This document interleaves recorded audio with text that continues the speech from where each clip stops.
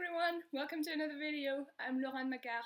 In this video I'm going to tell you about the books that I've read in the second half of May. But before that, sorry for the wet hair. I just came back from a run and a shower, and we've been doing work around the house for the past couple of days, so I don't really have time to go air dry my hair in the sun, even though that's really what I want to do right now.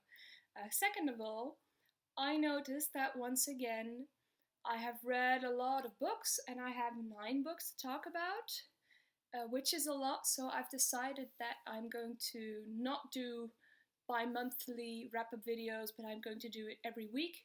So I don't know if you've noticed, but I had a schedule where I put up videos on Tuesday and Friday, and I think from now on the Tuesday video will be a wrap-up of the books that I read before. So instead of having videos where I talk about 9 books, which means they're very long, I'll have shorter videos where I talk about fewer books. Also, I hadn't realized, I mean, of course it's because of the time and all of the time that I have, but I have trouble realizing that I've been reading so much, that I read 3 to 4 books a week. It's ridiculous. And last time I thought, oh, well, it's okay, I've got a few graphic novels and shorter books, but this time I've got normal-sized books and a fatty, and I still have a lot. So, like I said, 9 books. One of them is Anna Karenina. I have a separate video on this book, so if you want to hear about my thoughts, check that out. Now I'm just going to say I really liked it, and yay for big books. The next book I have is Gerard Reve with the Avender, which translates to the evenings. This is one of the, if not the best known books of the second half of the 20th February, written by a Dutchman. It was written in 1947, so just a few years after the Second World War, and we follow Fritz, who is a 20-something, I think, young man who lives with his parents, and we just follow his life a bit, so his relationship with his parents, and mostly what he does in the evenings when he goes out to visit a friend or family, or when he goes to some kind of event. The thing that makes this book special is the way it's written. There is no emotion whatsoever. Everything is grey and on the verge of sad, and there is no color, there's no nothing really, and that makes it really interesting to read, but also very weird to read, because I like emotions, is what I learned through reading this. There isn't really anything happening. You see that he doesn't really want to talk about his job, but you don't know why. There's something weird going on with his father, but you don't know why. But because it's written in this really drab, very steady way, I at least wasn't curious at all, and that is the reason that I DNF'd it after 70 pages. I'm happy that I started it though, because at least now I know what makes it so special, but I also know that I can't be bothered. But still, it is interesting, kind of. So if you're up for something that has no color, give it a go. There's a cafe on the street corner of the street I live on, and in Holland, the cafes and restaurants and so were allowed to open from 12 on, so they were just counting off and be like, wow, we can open again, they've got balloons and such, and it's really cute. Anywho, back to books. This next book I have is the Tao of Pooh, which translates to the Tao of Pooh, if you really needed to know. It's written by Benjamin Hoff, and this was translated by Hilde Barefoots. This really does what it says on the cover. It explains Taoism, but through Winnie the Pooh. Apparently, Winnie the Pooh lives his way as a Taoist, wants to live his way, so the author takes part of the Winnie the Pooh story, but he also takes parts of Taoism literature, I suppose, or texts, and he explains how what Taoism is through those, and there are also parts where he kind of talks to Pooh, so he goes Pooh like, oh, maybe you can explain this phenomenon, which is weird. The parts with the Pooh story are nice.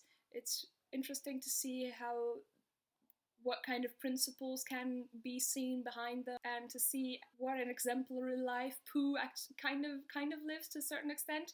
The other parts were a bit dusty for me. I wasn't enthralled by them, but it's a fine book. It's nothing very special. If you want to learn about Taoism in a fun way, in an interesting way, this is an awesome book. There's a second part that has something to do with Piglet. It's the Tea of Piglet or something. Haven't read that, and I think I'd rather read just the Winnie the Pooh story than switch to, because it was just cute. Next, I have a book that I listened to on audio, which is The Murmur of Me Bees by Sophia Segovia. In Spanish, it is called El Murmullo de las Abejas, and it was translated by Simon Bruni. Now, this book is set in Mexico in the early 20th century, and the main story starts when an abandoned baby is found, and he is covered with bees, and the baby is taken in by local rich landowners, and when he grows up, he's called Simonopillo, and when he grows up, he keeps having this really intense relationship with bees. He communicates with them, and they teach him to see the world through different eyes, to look at nature differently, to see things happening. So he's able to communicate to others, hey, there's rain coming, for example. He's also got a hole instead of a mouth, so he can't talk to other people. And that's maybe also a reason that he sees the world through completely different eyes. So we've got this magical realism going on, and throughout the book we read about him, but also the other family members, and we see all of them evolve against the backdrop of the Spanish flu, which is the reason I wanted to read this book, because I wanted to read a bit about that one. And some revolutions that were going on at the time, and some land reforms that keep especially Simonopillo's father busy, and because he wants to save his family. The parts with Simonopillo and his vision about the world and the magical realism and his relationship with bees was wonderful. It had this magical quality that I really liked. And reading about the Spanish flu also was very interesting. But for me, that was it. I didn't really know where the book was going for the rest of the time. It tried to do too many things, and I think that if it had focused more on Simonopillo, I would have loved it more, because the writing is really well done, and there are some parts that you just completely lose yourself in. But overall, I thought it was just a bit meh. Next, I have the book that was the book club pick of my book club in Delft, and it is called Read at the Moon by Jacqueline Woodson. I was really happy we were able to talk about this with the group, because it really, talking to people about a book always brings you new perspectives, but in this case it really brought me new appreciation. That was really nice. This book is written from the point of view of multiple characters from the same family.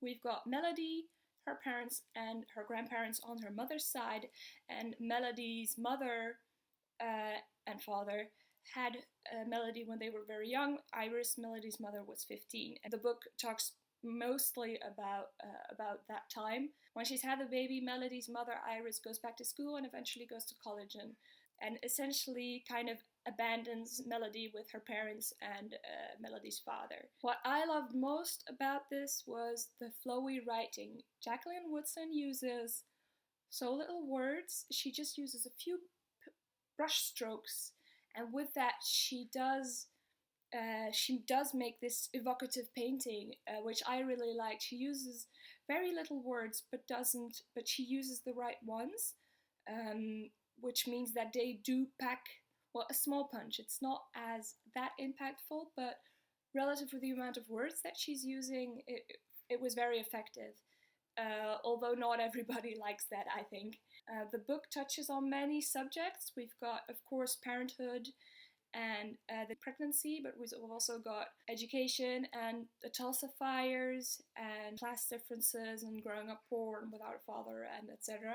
But she touches on them so lightly that you've just got this little taste. And that also is something that sometimes I wish, oh, please tell me more about that. Please tell me more about the impact that had on the characters. But just as in real life, it's intricate. So we don't really know effect A causes B. The thing that I realized through discussing it with my book club is that Iris makes decisions I don't agree with, and I was judging her harshly for it. And it is also because the other characters, especially Melody and Iris's mother, judge Iris. There's the tension between Melody and her mother is palpable, it's awesome. But I was judging this 18-year-old girl for having a baby and for abandoning her. And I have no right whatsoever to do that. She's allowed to make, first of all, she's allowed to make the decision that she wants. And she's so young. She's allowed to make mistakes, and it was great to realize that. I mean, I'm probably not the only one, but I think I'm kind of an open-minded person until you see one of the many things you're actually not open-minded about, and you just don't realize it. So thanks to this book, I'm realizing more and more that I am actually kind of judgmental person, and that I should work on that. So thanks, Jacqueline. But I will say this book does more than just what it does for me. But if you can get into the writing style, you're good, and you're gonna like this. Also, lovely cover. Next, we have another audiobook. This was a short one. It was The Room of One's Own by Virginia Woolf. It's an essay written by Virginia Woolf on the position of women in writing, them as authors, as them how they are depicted in books. It's a great book. It's short. It was 4 hours of listening, I think, and it's still very relevant today. It was great. Her main point is that in order to write and in order to develop their own sense of self, women should have a room of their own to write in, a room in which other people don't bother them, a room that is calm, where they can just be themselves and have that time and have the necessary time to develop coherent thoughts. Because especially at the time, men had working cabinets, but women had parlors, and they were just expected to be sociable, and they did not have their own space that they could just do cerebral stuff. But she talks about more than that. She bases most of her thinking on what she finds when she looks at books written by female authors that she finds in a library, and what that shows about society, which was really interesting. And I would love to see what Virginia Woolf would think of our times, because reading her nonfiction, it's so palpable how intelligent she is and how coherent her thoughts are. So I would really recommend it. It was really interesting.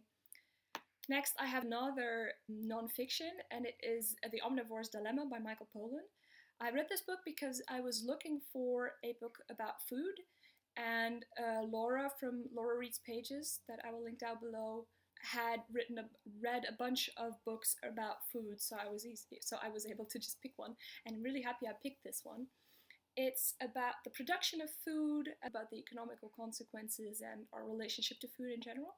And Michael Pollan wrote it in 3 parts. The first part is about the industrial food production, then we've got the organic food production, and the last one is an alternative food production. And for all of these 3 parts, he looks at what is needed to make one meal from that industry. Now, it is centered around the American system, which is different from the European system, but it would be stupid of me to think that, Americans, they're doing weird things and it doesn't make sense and we have it so much better here. I think there are lots of truths that are also things that are happening here. So this was interesting anyway. I learned so much through reading this. There's so much to tell. Michael Pollan talks about how in America, at least, corn is the basis of so much in the industrial system. So he shows how the corn is grown, how it came to be such an omnipresent food, how it's at the basis of so much other products.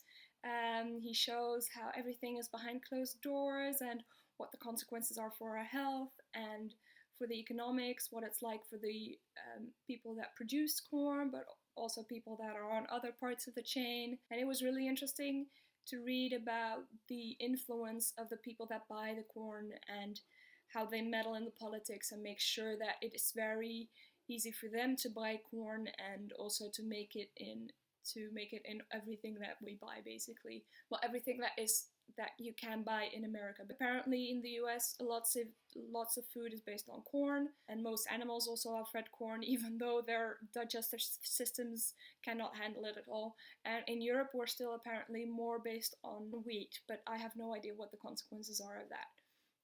The organic part also talked about how organic is not always organic, about how different organic companies are working and the influence on our health. And the most interesting part was this awesome farm where they were really trying to recreate the whole circle of life, basically, and what the effects were of that, and what the economic principles were, and etc., etc. It's fascinating. The last part was a bit more philosophical, and he goes to hunt a pig and to forage mushrooms, and that was also very interesting. But he was lost in his head a few times. Overall, this was a fascinating book. I had never really, I mean, I'm interested in food, but this really brought it to a next level. I'm really happy that here in Rotterdam I have the opportunity to buy food that is produced in a range of 50 kilometers around Rotterdam. But I want to learn now more about it, and I hope that I will think, when it is easier to go to farms and etc., to go to the farms of the producers I buy my food from, to see how, for example, these chickens are raised and such. Not that I'm going there with, but just to realize more where the stuff that I put in my mouth comes from.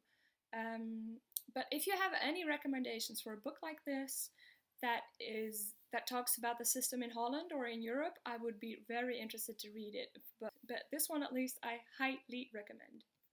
The next book I want to talk about is Les Fourmis by Werber. This is a French book, and it has been translated to The Empire of the Ants.